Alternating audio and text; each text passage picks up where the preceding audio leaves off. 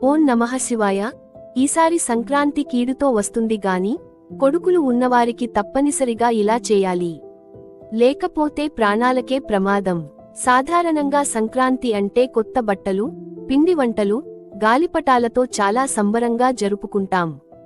కాని ఈసారి వచ్చే సంక్రాంతి మాత్రం ఒక భయంకరమైన కీడును తేల్చుకుని వస్తుంది. నేను చెప్తున్న మాట కాదు, ప్రముఖ జ్యోతిష్య పండితులు, సిద్ధాంతులు, పంచాంగాలు, గ్రహగతులను బట్టి హెచ్చరిస్తున్నారు. ఈసారి సంక్రాంతి పండుగ రోజున ఏర్పడుతున్న గ్రహ స్థితులు మాత్రం ఎప్పుడూ ఆశాజనకంగా లేవు. ముఖ్యంగా ఎవరికైతే కొడుకులు ఉన్నవాళ్లు ఈ వీడియోని ఒక్క సెకండ్ కూడా మిస్ కాకుండా చూడాలి. ఎందుకంటే ఈసారి సంక్రాంతి రోజున గండయోగం మొదలైంది. ఈ గండయోగం వల్ల కొడుకులకు ఆటంకాలు వస్తాయని జ్యోతిష్యం చెబుతుంది. ఈసారి సంక్రాంతి పండుగ పుష్య బహుళ ఏకాదశితో వచ్చింది. ఆ రోజు అనురాధ నక్షత్రం కూడా రావడంతో కౌలవకరణం, అత్యంత ప్రమాదకరమైన గండయోగం ఏర్పడింది. జ్యోతిష శాస్త్రం ప్రకారం గండయోగం ఉన్నప్పుడు సంక్రాంతి రావడం వల్ల ఆ ప్రభావం నేరుగా కొడుకులపై పడుతుంది అని చెబుతోంది. ఉంటాయి అంటే ఎవరికైతే కొడుకులు ఉన్నారో ఆ కొడుకులకు ఈ సంవత్సరం కాస్త కష్టాలు ఎదురవుతాయని అర్థం. ఈ కష్టాల వల్ల పిల్లల ఆరోగ్యానికి అనుకోకుండా సమస్యలు రావచ్చు. అప్పటి వరకు చాలా చురుకైన పిల్లలు ఏకసారిగా నిరసించిపోవడం, దీర్ఘకాలిక అనారోగ్య సమస్యలు రావడం వంటివి జరగొచ్చు. కేవలం ఆరోగ్యం మాత్రమే కాదు, వారి చదువులో కూడా పెద్ద ఆటంకాలు ఎదురవుతాయి. ఎంత ప్రయత్నించినా ఫలితం రాకపోవడం వల్ల మానసిక ఒత్తిడిలో పడక తప్పదు. అంతేకాదు, ఈ కష్టాల కారణంగా కొడుకులకు ప్రమాదాలు కూడా సంభవించే అవకాశం ఉంది. అవకాశం చాలా ఎక్కువే ఉంది. అది రోడ్డు ప్రమాదాలు కావొచ్చు లేదా ఏదైనా అవాంఛనీయ సంఘటనలు కావొచ్చు. చివరికి వారి ప్రాణాల మీద పెద్ద ప్రమాదం ఉండొచ్చని జ్యోతిష్యులు హెచ్చరించడమంటే పరిస్థితి ఎంత గంభీరంగా ఉందో మీరు గమనించాలి. తల్లి మనసు ఎప్పుడూ తన పిల్లల బలిని మాత్రమే కోరుకుంటుంది. కాని ఈ సంక్రాంతి సమయంలో మీ పిల్లల భవిష్యత్తు, ప్రాణాలు కష్టాల్లో పడొచ్చు. అందుకే ఈసారి సంక్రాంతి రోజున ప్రతి తల్లి చాలా జాగ్రత్తగా ఉండాలి. మీ పిల్లలపై ఈ భయంకర సంక్రాంతి శాపం పోవాలంటే ఖచ్చితంగా ఒక ప్రత్యేక చర్య తీసుకోవాలి. పనిని సంక్రాంతి రోజుననే చెయ్యాలి. అలా చేస్తే మీ పిల్లలపై ఉన్న గ్రహదోషాలు తొలగిపోక వారు బాగుండటం ఖాయం. మీరు అటువంటిది పట్టించుకోకపోతే రాబోయే రోజుల్లో ఎన్నో సమస్యలు ఎదురవుతాయి. ఇప్పుడు సంక్రాంతి రోజున పిల్లలకు ఉన్న తల్లులు ఏమి చేయాలి, ఆ కష్టాలు నుంచి వాళ్లను ఎలా రక్షించుకోవాలి అనేది ఈ వీడియోలో చాలా క్లియర్గా చూద్దాం. ఫ్రెండ్స్, ఈ వీడియోని చివర వరకు తప్పకుండా చూడండి. మధ్యలో ఆపేసినా లేదా సరిగ్గా అర్థం చేసుకోకపోయినా మీరు చేసే పరిహారాలు తప్పు అవ్వొచ్చు. అవకాశం ఉంటుంది. ఇది మీ కొడుకుల ప్రాణాలకే సంబంధించిన విషయానికి కాబట్టి ఒక్క నిమిషం కూడా వృధా చేయకుండా జాగ్రత్తగా వినండి. ఈ వీడియో చూడకపోవడం వల్ల మీ కొడుకులకు ప్రమాదం పోయే అవకాశం ఉంది. ఒక్క తల్లిగా మీ బిడ్డల రక్షణ కోసం మీరు కేటాయించే ఈ కొద్ది మినిట్లు వారి జీవితాన్ని మారుస్తాయి. అంతకంటే ముందు ఈ ముఖ్యమైన సమాచారాన్ని మీ దగ్గరే ఉంచుకోకండి. కొడుకులు ఉన్న ప్రతి తల్లి, ప్రతి తండ్రికి, మీ బంధుమిత్రులకు ఈ వీడియోను వెంటనే షేర్ చేయండి. ఎందుకంటే మన చుట్టూ ఉన్న వాళ్లు బాగుంటేనే మనం బాగుంటాం. మీరు చేసే ఈ ఒక్క షేర్ వల్ల ఇంకొక బిడ్డకు జీవిత రక్షణ లభిస్తుంది. గండం తొలగిపోవచ్చు. ఈ వీడియోకే ఇప్పుడే లైక్ పెడ్దాం. మన పిల్లల్ని ఆ దైవమే కాపాడాలని కోరుతూ కామెంట్ బాక్స్లో జై శ్రీరామ్ అని భక్తితో టైప్ చేయండి. ఆ శ్రీరామచంద్రుని ఆశీస్సులు ఎప్పుడూ మన పిల్లల మీద ఉండాలని మనం గుండెతో ప్రార్థిద్దాం. ఇక విషయానికి మీదకి వస్తే, సంక్రాంతి పురుషుడు ఎప్పుడూ ఒక సందేశం తీసుకుని వస్తాడు. ఈసారి ఆయన వస్తున్న పద్ధతి మాత్రం బాగోలేదు. ఈసారి సంక్రాంతి పురుషుడు వరాహ వాహనం అంటే పంది మీద కూర్చొని వస్తున్నాడు. అంతేకాదు, అనురాధ నక్షత్రంలో గండయోగం రావడం ఒక హెచ్చరిక లాంటిది. కొడుకులు ఉన్న వాళ్లు ఈ సంక్రాంతిని కేవలం విందు, వినోదాల కోసం మాత్రమే కాదు, రక్షణ కవచంగా కూడా జాగ్రత్తలు తీసుకోవాలి. లేకపోతే గండయోగం వల్ల వచ్చే నష్టాన్ని ఎవరో వారికి తీర్చలేరు. అందుకే ఈ సంక్రాంతికి మీరు ఏ పరిహారం చేయాలో ఇప్పుడు చూద్దాం. ఆ పరిహారం ద్వారా మాత్రమే మీ కొడుకులపై ఉన్న ఆ గండం నుండి విముక్తి పొందొచ్చు. నిజానికి మన భారతీయ కుటుంబాల్లో కొడుకు కేవలం సంతానం మాత్రమే కాదు, ఆ ఇంటి వంశాన్ని కొనసాగించే వ్యక్తి, ఆ కుటుంబ గౌరవానికి ప్రతీక. తల్లిదండ్రులకు తమ కొడుకుల మీద ఉన్న ప్రేమ మాటల్లో చెప్పలేనిదే ఉంటుంది. ప్రతి తల్లిదండ్రులు తమకు కొడుకు పుట్టినప్పుడు ఎంతో సంతోషిస్తారు.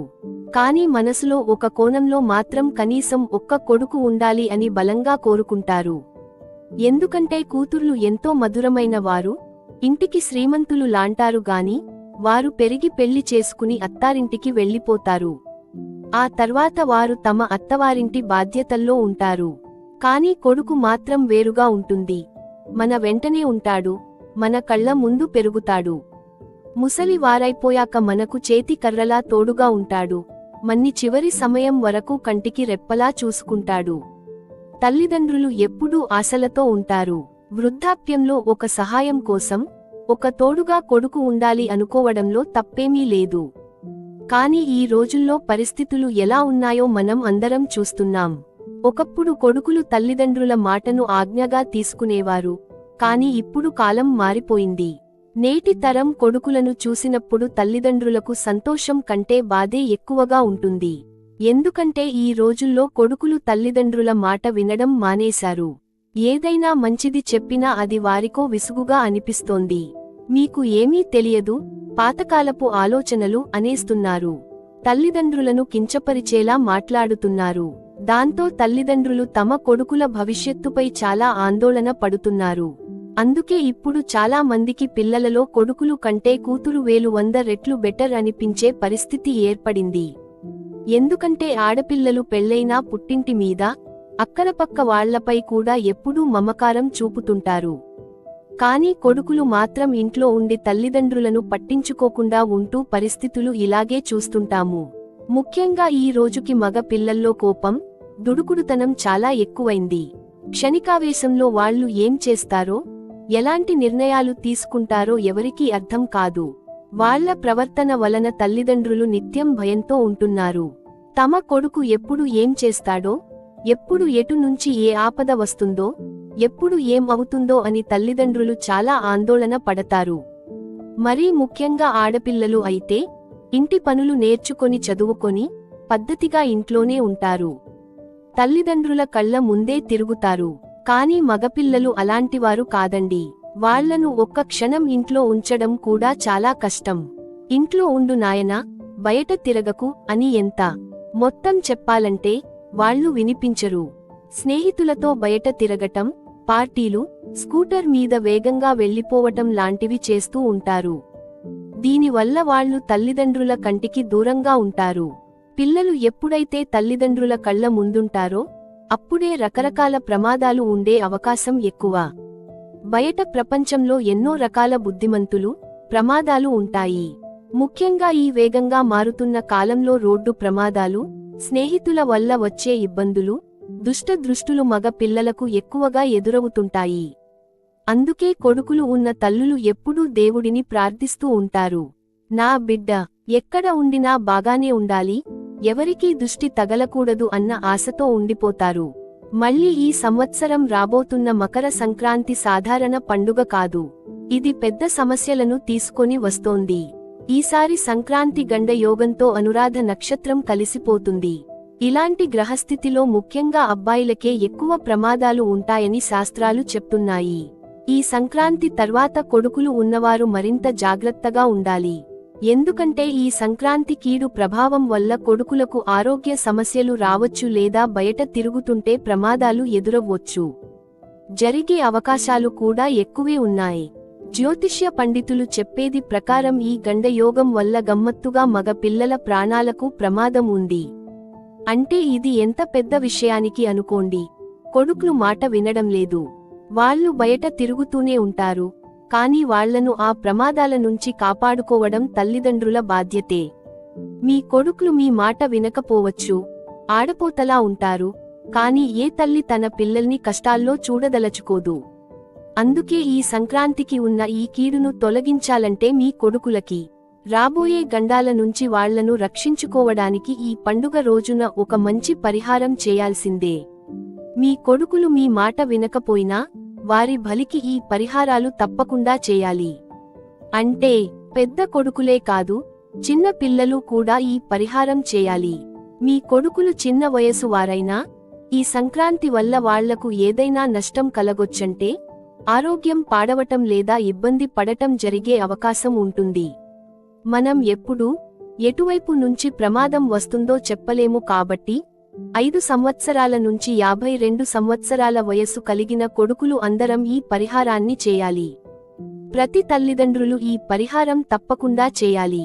మన పెద్దలు బాగానే ఈ విషయాలు చెప్పినట్టే, సంక్రాంతి రోజున మనం చేసే కొన్ని పనులు మన పిల్లలకు రక్షణ కవచంలా ఉంటాయి. ముఖ్యంగా ఈ 7 దోషాలు పోగొట్టాలంటే పరిహారం చేయడం చాలా అవసరం.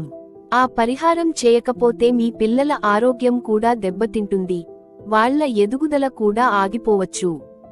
వాళ్లపై ఉన్న నెగటివ్ శక్తి, ఆ గండయోగ ప్రభావం తొలగించుకోవాలంటే తల్లిదండ్రులు నమ్మకంతో ఈ పని చేయాలి. తల్లి చేయలేకపోతే తండ్రి కూడా చేసుకోవచ్చు. కాలం ఎప్పుడూ ఒకేలా ఉండదు. ఇలాంటి కీడులు, గండాలు వచ్చినప్పుడు మనం చేసే చిన్న చిన్న పూజలే మన బిడ్డలను రక్షిస్తాయి.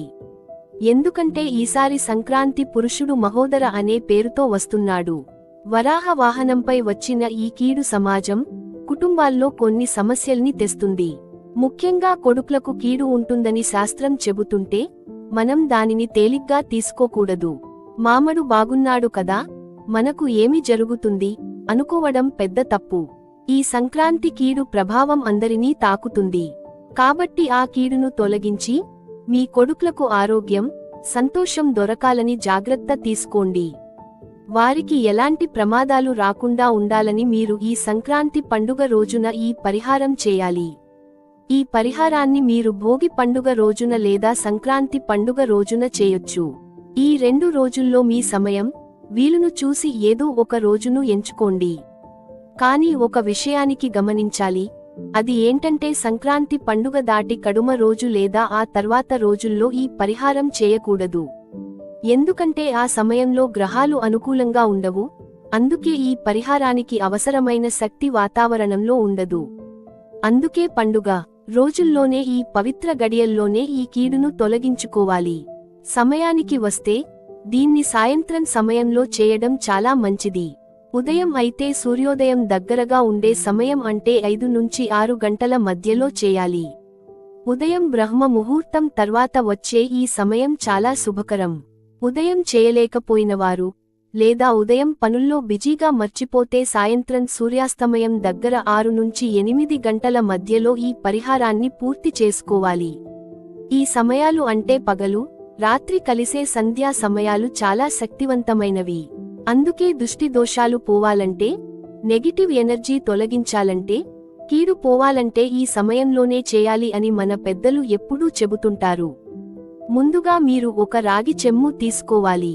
ఇక్కడ రాగి పాత్ర ఎందుకు వాడాలో మీకు సందేహం కలగొచ్చు. రాగి లోహానికి ఒక ప్రత్యేకమైన విద్యుత్, అయస్కాంత శక్తి ఉంటుంది.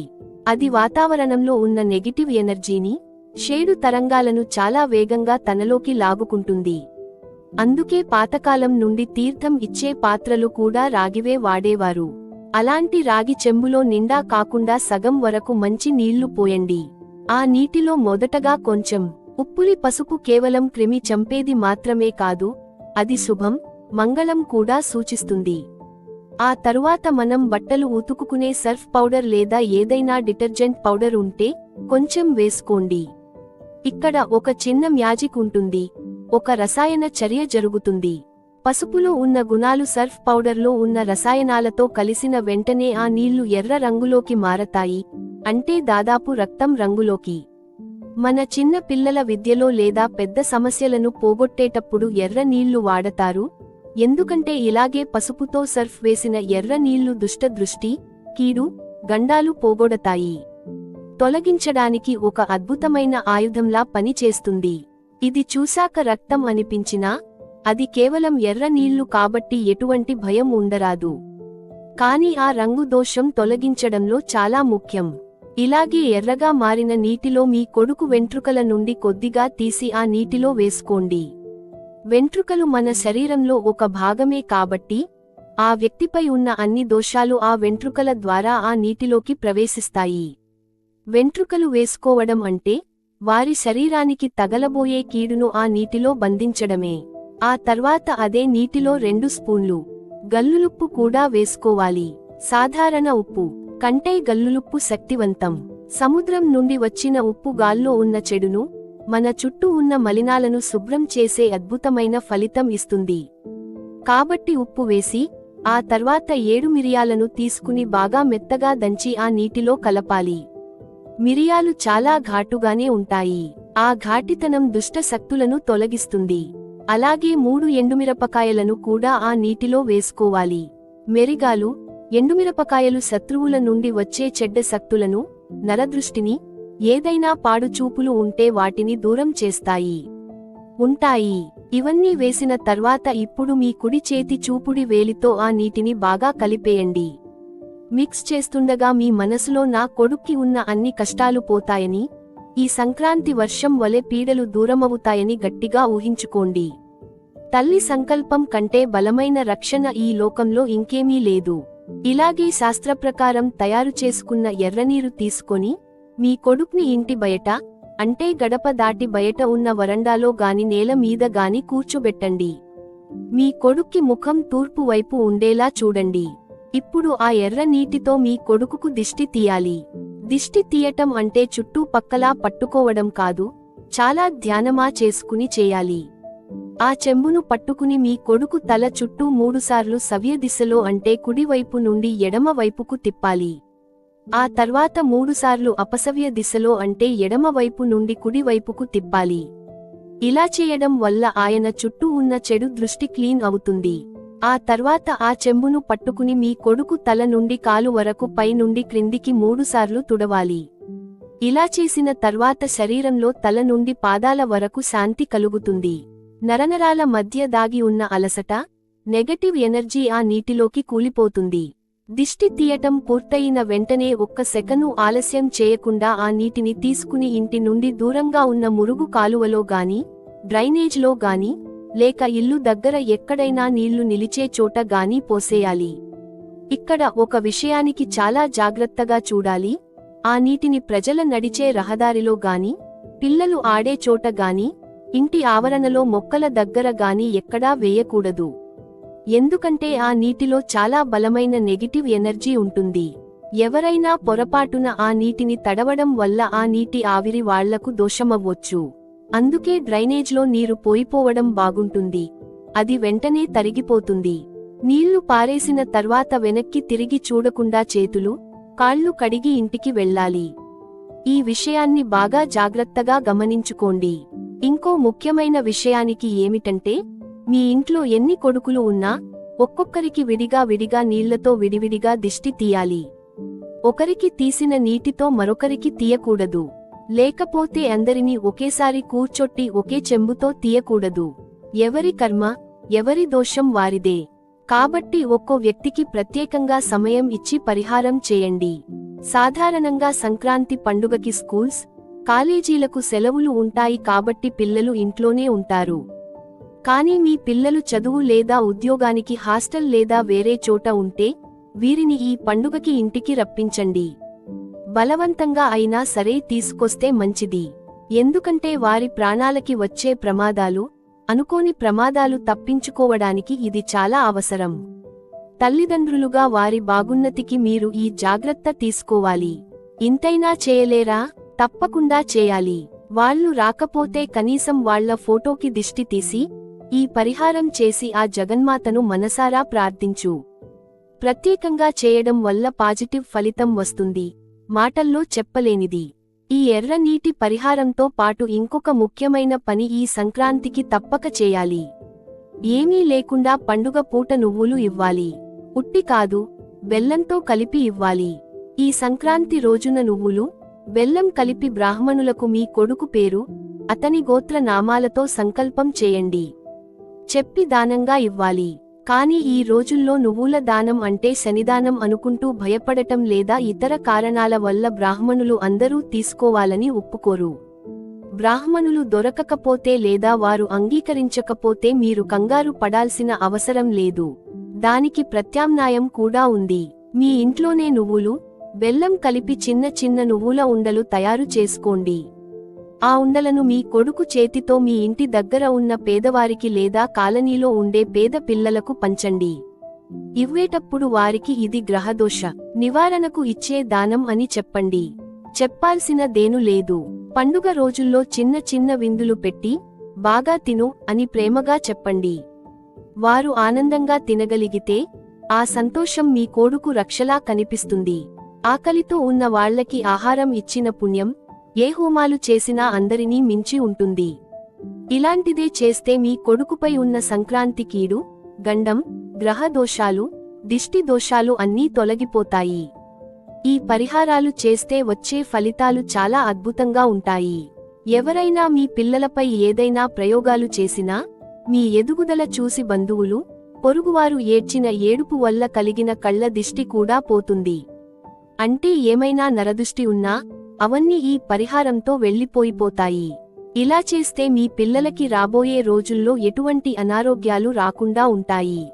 ముఖ్యంగా సంక్రాంతి కారణంగా ఏర్పడిన ఈ గండయోగం వల్ల వచ్చే కీడులు అంటే అకాల మరణం భయం, వాహన ప్రమాదాలు, నీటి ప్రమాదాలు, అగ్ని ప్రమాదాలు లాంటి ప్రాణాలకు ముప్పు ఉన్న ప్రమాదాలు తప్పిపోతాయి. విద్యార్థులు చదువులో ఏకాగ్రత తగ్గిపోతోంటే ఈ పరిహారం తర్వాత వారిలో మంచి మార్పు వచ్చి చదువులో బాగా రాణిస్తారు. ఉద్యోగాల్లో ఉన్నవాళ్లు అయితే ఆఫీసుల్లో ఉండే రాజకీయాలు తగ్గి అధికారి గారికి మెప్పు పొందుతారు. వారికి త్వరలోనే ప్రమోషన్ రావడం, జీతం పెరగడం, ఆదాయం పెరగడం వంటి మంచి విషయాలు జరుగుతుంటాయి. పిల్లలు పెద్దవాళ్లగా మారి సమాజంలో మంచి పేరు సంపాదిస్తారు. కానీ కొంతమంది పిల్లలు వయస్కులైనప్పటికీ సరైన వృద్ధి కాదని ఉంటారు. ఆహారం సరిగా తీసుకోరు, ఎప్పుడూ అలసటగా, బలం లేకుండా తల్లిదండ్రులను బాధపెడుతూ ఉంటారు. డాక్టర్లు చూసినా ఎటువంటి లోపం లేదని చెప్పేవారు. అలాంటి పిల్లలకు తప్పకుండా తీవ్రమైన దృష్టి దోషం ఉంటుందని చెప్పాలి. ఇలాంటి పిల్లల కోసం ఈ సంక్రాంతి రోజున ప్రత్యేకంగా దృష్టి తొలగించే పద్ధతులు చేస్తే వారి మీద ఉన్న సంక్రాంతి కాలం దృష్టి మరియు నెగిటివ్ ఎనర్జీ తగ్గుతుంది. కూడా వెళ్లిపోయి జీర్ణక్రియ బాగా ఆకలిని పెంచేస్తుంది. వారు ఇష్టంగా తినిపించి కొద్ది రోజుల్లోనే ఆరోగ్యంగా బలంగా మారిపోతారు. వారి ముఖం మీద మెరుపు వచ్చే ఉంటుంది. అందుకే పిల్లలు ఉన్న ప్రతి తల్లి ఈ సంక్రాంతి పండుగలో జాగ్రత్తగా చూసుకోకుండా, బద్ధకంగా ఉండకుండా ఈ చిన్న పని తప్పకుండా చేయాలి. మీ పిల్లలను ఆ సమస్యల నుంచి రక్షించుకోవడం మీ బాధ్యతే కాబట్టి మీ చేతుల్లో ఈ పరిష్కారం చేసుకుని మీ పిల్లలతో కలిసి సంతోషంగా, ఆరోగ్యంగా, ధైర్యంగా జీవించండి. అలాగే ఈ సమాచారం మీకే ఆపుకోకుండా మీ స్నేహితులతో కూడా పంచుకోండి. మీ బంధువులు, మీరు తెలిసిన ఇతర అమ్మమ్మలకి కూడా షేర్ చేయండి. ఎందుకంటే దీన్న వలన వాళ్ల పిల్లల బాగుంటే కూడా మీరు పరోక్షంగా సహాయం చేసినట్టే అవుతుంది.